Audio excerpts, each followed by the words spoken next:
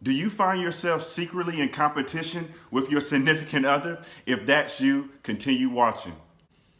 Hey guys, it's Damien. And I'm Kenady. And today we're going to talk about this word competition. I think, sadly to say, there are a lot of couples that are in secretly competition with one another. Maybe one is more in the spotlight and the other one feels like they're not seen.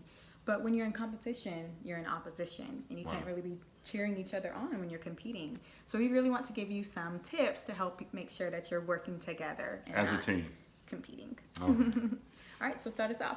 So the first one is identity. Yeah, knowing your identity. Knowing your identity. And when I think about identity, I think about my father, Kenady. When we was younger, me and my twin brother stayed in the same room, and he would come home and tell us bedtime stories, and the lights would be off, and he'll get down on his knees and he'd tell stories about Bear Rabbit. And I just remember him telling these elaborate and very colorful stories. And before he left the room, he would ask my brother Julian, he said, "What is your name?" And Julian would say, "Julian Kahi Harris Nash." And he would ask me the same thing. He says, "Damien, what is your name?" He said, "Damien Kahi Harris Nash." And before he left, he says, "What is the meaning of your name?" Julian would say, "Young wise counselor." And I would say, "Happy loyal friend." Now, when I think about that story and how it applies to identity, I was seeing what my father was doing. Even in the dark, when nobody else was watching, he was establishing our identity. And so what I want to tell you and share with you today, your identity is established in the dark. Yeah. And going with identity, knowing your purpose. And so knowing what you're called here to do and what God wants you to do for his kingdom.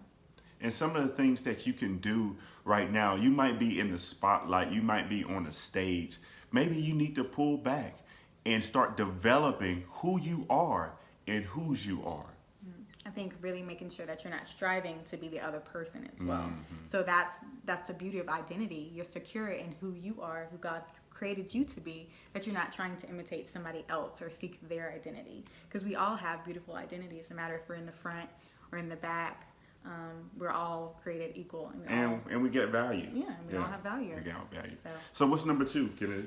knowing that you're a team. Wow, that's good. So that you and your partner are a team, and that you don't have to be like the other, but knowing that you're in different positions. I know you're a sports guy, so kind of break it down to them. So if Kenady loses and I win, since we're a team, we both lose. It still goes back to 0. So Kenady, I used to play basketball, and in basketball there's 5 positions, and I was the shooting guard.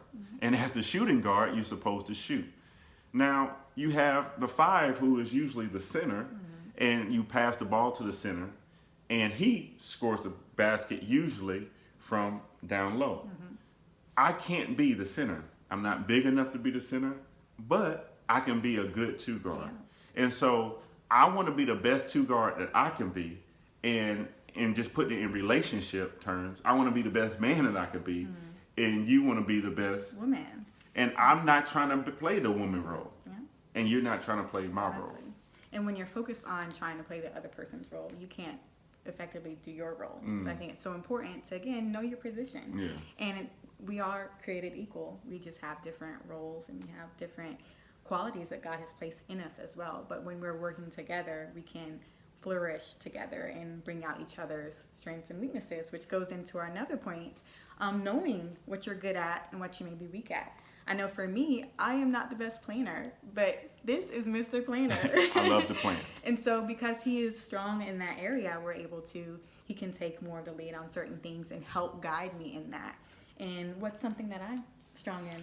Put him on the spot. Yeah, babe, you're real good at creativity and making our little posts and stuff and marketing and stuff. I'm not good at all that. I can edit videos, but you're good in that. And so one of the things that we suggest you guys do if you want to find your identity, want to find your purpose, and want to find your position in life, to serve.